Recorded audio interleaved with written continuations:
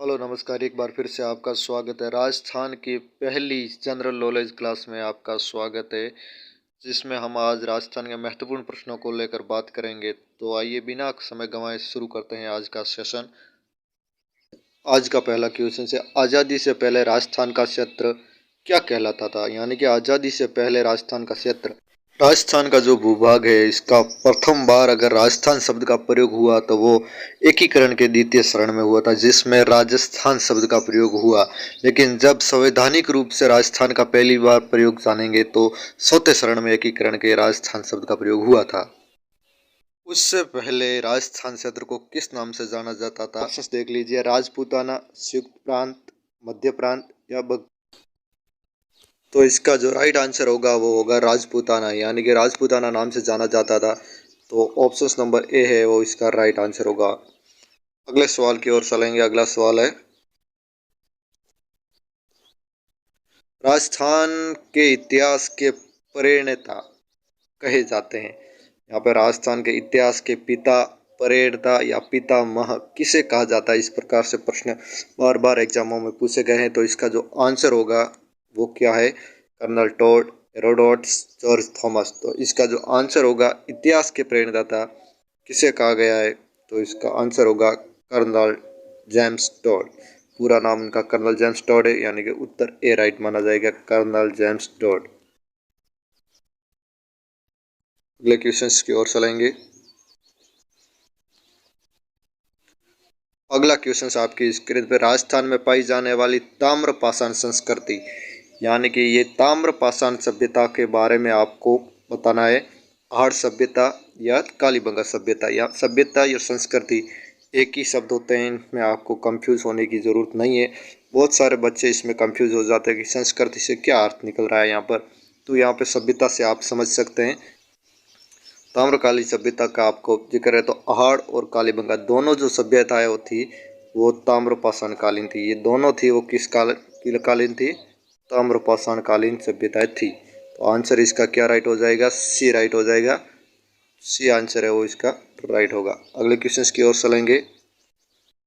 अगला क्वेश्चन है आपकी स्क्रीन पर, राजस्थान का वह स्थल जो हड़प्पा को तांबे की वस्तुएं आपूर्ति करता था, यानी कि वो स्थल जो हड़प्पा सभ्यता है, जो वर्तमान में कहाँ पर है? पाकिस्तान में। हड़प्पा सभ्यता वर्तमान में कहाँ है? पाकिस्तान में। को तांबे की वस्तुओं का आपूर्ति करता था। तांबे की वस्तुओं का आपूर्ति कहाँ से होती थी? इनके जो ऑप्शन है वो है कालीबंगा, मित्तल और गणेश्वर। इनमें से कोई नहीं। तो इसका जो राइट आंसर होगा वो होगा गणेश्वर सभ्यता। गणेश्वर सभ्यता है वो सीकर जिले में बसी हुई है, और ये कातली नदी के किनारे। कौन सी नदी के किनारे? कातली नदी के किनारे। और इसी सभ्यता को ताम्रकालीन सभ्यताओं की जननी कहा जाता है। हड़प्पा को तांबे की वस्तु की आपूर्ति कौन सी सभ्यता करती थी? गणेश्वर सभ्यता, जो कि कहाँ पर है? सीकर में। किस नदी के किनारे है? कातली नदी के किनारे। अगला क्वेश्चन है आपके स्क्रीन पर, राजपूताना शब्द के प्रथम प्रयोगकर्ता, यानी कि पहले प्रश्न में हमने पढ़ा कि राजस्थान को पहले किस नाम से जाना जाता था। तो हमने पढ़ा कि राजपूताना शब्द नाम से जाना जाता था।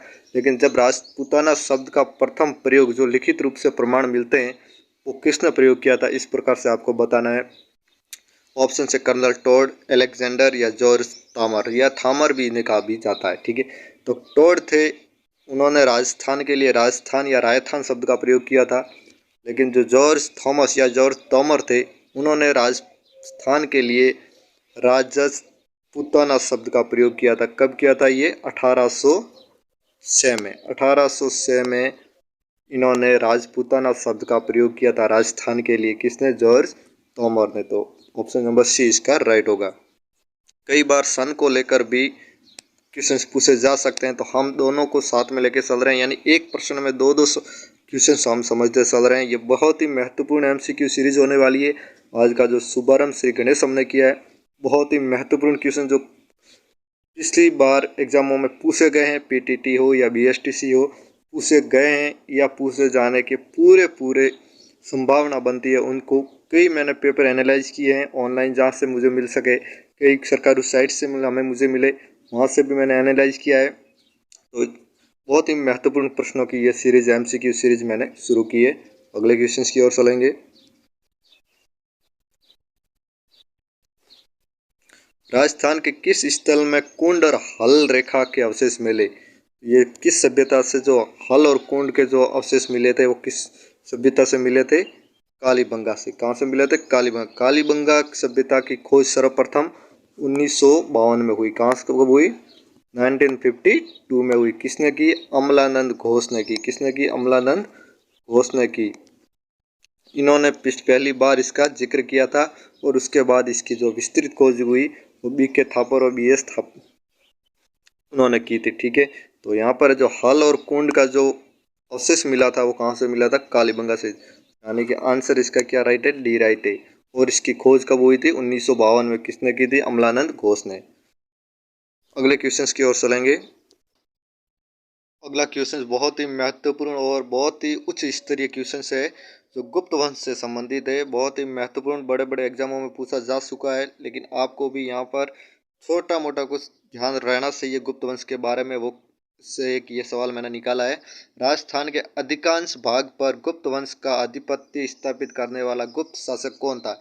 यानी जो गुप्त वंश हुआ उसका एक शासक हुआ जिसने राजस्थान के अधिकांश भाग पर है वो अपना शासन स्थापित किया था।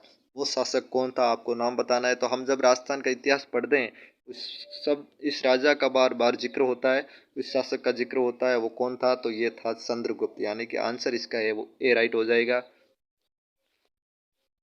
आंसर है वो इसका ए राइट हो जाएगा। मैं बहुत ही जल्दबाजी में एक ऑप्शन नहीं पढ़ रहा हूँ क्योंकि मैं नहीं चाहता कि आपका समय बेवजह फिजूल है प्रश्नों में है जो व्यतीत हो जाए। जल्दी से जल्दी मैं आपको एमसीक्यू की सीरीज ये पूरी करवा के बहुत महत्वपूर्ण, जिस स्टूडेंट ने भी एमसीक्यू सीरीज पूरी देख ली तो यहाँ से कुल 50 क्वेश्चन जो है वो पेपर में आने वाले हैं राजस्थान जीके से संबंधित। उनमें से 35-30 क्वेश्चन हमारी एमसीक्यू की सीरीज से छपने वाले हैं। ये एक बहुत ही महत्वपूर्ण बात मैं बताने जा रहा हूँ आपको कि 30 से 35 क्वेश्चन हमारी सीरीज से छपेंगे।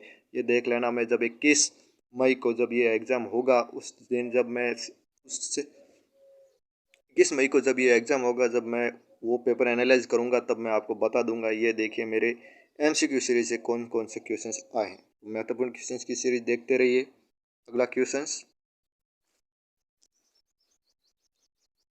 राजस्थान का वह स्थल जो पशुपालन का प्राचीनतम साक्ष्य प्रस्तुत करता है। यानी कि इस क्वेश्चंस में आप बताना है कि कौन से सभ्यता से पशुपालन के प्राचीनतम यानी कि प्राचीनतम साक्ष्य मिले पशुपालन के।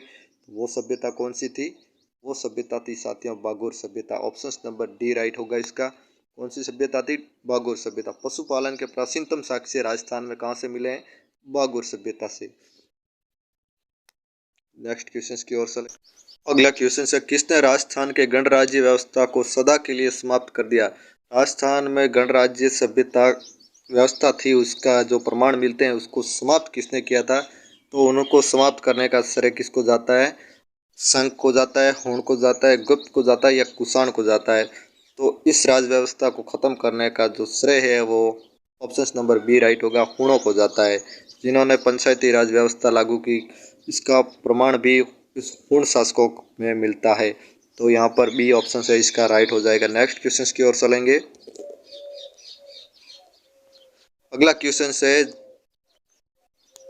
महाजनपदों में से राजस्थान में स्थित महाजनपद थे। कौन सा राजस्थान में जनपद स्थित था इन निम्नों में से? वो आपको बताना है। मत्स्यवी, अवंती, ए और बी दोनों, या मगध। तो जो महाजनपदों को जब हम पढ़ते हैं उनमें से जो राजस्थान में महाजनपद हमें पढ़ने को मिलते हैं वो कौन कौन से थे? एक तो मत्स्य थे और एक अवंती थे। तो ऑप्शन नंबर इसका सी है वो राइट हो जाएगा। ऑप्शन नंबर सी इसका राइट होगा। नेक्स्ट क्वेश्चन की ओर चलेंगे। राजस्थान के किस तीरंदाज को अर्जुन पुरस्कार मिला? तो आपको बताना है कि राजस्थान के किस तीरंदाज खिलाड़ी, तीरंदाजी में जो खिलाड़ी है उसको अर्जुन पुरस्कार से नवाजा गया है। तो ऑप्शन नंबर देख लीजिए, श्यामलाल मीणा या लिम्बाराम। तो लिम्बाराम भी तीरंदाजी के खिलाड़ी हैं और श्यामलाल मीणा भी। तो ऑप्शन इसका जो है वो सी राइट हो जाएगा। इन दोनों को है वो अर्जुन पुरस्कार से सम्मानित किया गया है।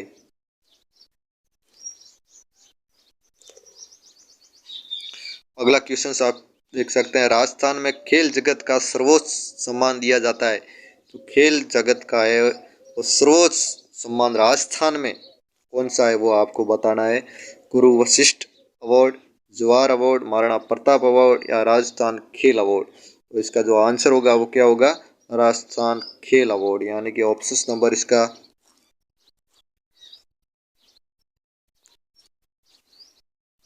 इसका जो आंसर होगा वो क्या होगा, राजस्थान का खेल रत्न अवार्ड है वो राजस्थान का सर्वोच्चतम अवार्ड माना गया है। तो ऑप्शन नंबर बी।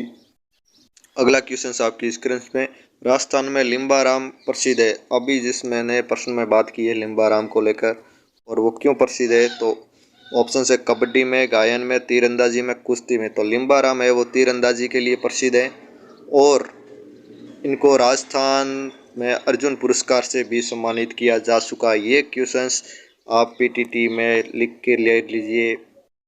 100% सपने वाला लिम्बाराम को लेकर ये प्रश्न है, वो 100% सपने वाला, ये मेरी गारंटी है। आपको लिम्बाराम से संबंधित प्रश्न आएगा, उनका क्षेत्र आपको पढ़ लेना है, वो उनको कौन सा अवार्ड दिया गया वो आपको देख लेना है। अर्जुन पुरस्कार दिया गया था, वो किससे संबंधित है, तो वो तीरंदाजी से संबंधित थे।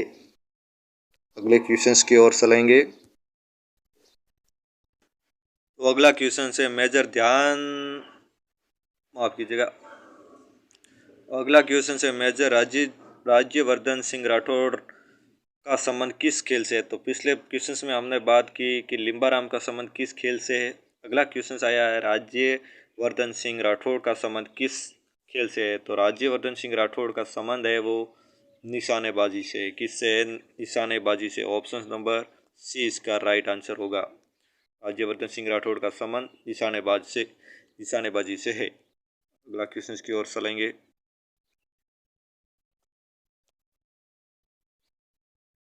वह नदी जो कभी राजस्थान की मरुभूमि में प्रवाहित थी पर बाद में सूख गई, यानी कि अब वो नहीं बहती। पहले राजस्थान में कहीं पे बहती थी, लेकिन अब क्या हो चुकी है, विलुप्त हो चुकी है या सूख चुकी है। कौन सी नदी है, ऑप्शन देख लीजिए, बृहस्पति, सरस्वती, ए और बी दोनों, या गंगा। तो जो राजस्थान में पहले प्रवाहित होती थी अब नहीं होती, तो वो कौन सी नदी है, बृहस्पति और सरस्वती दोनों। ऑप्शन नंबर इसका सी राइट हो जाएगा। और इसी नदी के किनारे कौन सी सभ्यता पनपी थी, कालीबंगा सभ्यता पनपी। कौन सी सभ्यता, कालीबंगा सभ्यता पनपी थी, ये भी आपको याद रखना है। कालीबंगा सभ्यता इसी नदी के सभ्य, और इस नदी को अन्य नाम किस नाम से जाना जाता है, तो गगर नदी के नाम से भी इसको जाना जाता है। ये भी आपको वर्तमान में किस नाम से जाना जाता है, गगर नदी, ये भी आपको ध्यान रखना है। नेक्स्ट क्वेश्चन की ओर चलेंगे। अगला क्वेश्चन है राजस्थान के किस क्षेत्र में मत्स्य देश के राजा विराट की राजधानी विराटनगर थी। तो किस भाग में, राजस्थान के किस भाग में राजा विराट की राजधानी कौन सी, विराटनगर थी, किस क्षेत्र में थी। तो जोधपुर के दक्षिण भाग में, जोधपुर के उत्तरी भाग में, अलवर के उत्तरी भाग में, या जयपुर के दक्षिणी भाग में। तो जो इसका आंसर होगा वो क्या होगा लाडलो, जयपुर के दक्षिण भाग में। तो आंसर इसका क्या होगा, डी राइट माना जाएगा। अगले क्वेश्चन की ओर चलेंगे।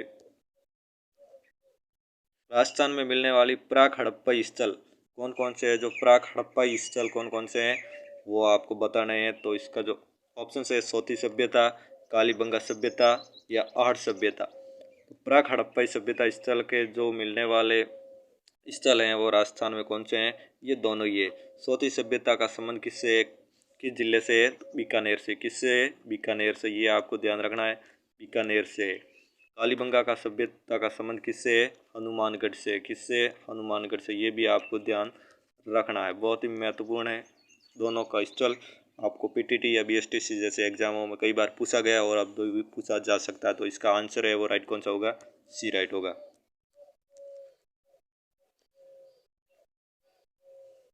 अगला क्वेश्चन है किस नदी में ऋग्वेद में सबसे पवित्र माना गया। किस नदी को ऋग्वेद में सबसे पवित्र माना गया, सरस्वती, यमुना, या गंगा। ऋग्वेद में सबसे पवित्र किसे माना गया है, ऑप्शंस आपके सामने है, सरस्वती, यमुना, या गंगा। तो सबसे पवित्र किसे माना गया है, सरस्वती नदी को माना गया। Option number A. और सरस्वती नदी प्राचीनतम में गंगानगर हनुमानगढ़ के आसपास के क्षेत्रों में बहती थी, जो वर्तमान में गगर नदी के नाम से जानी जाती है। नेक्स्ट क्वेश्चन की ओर चलेंगे।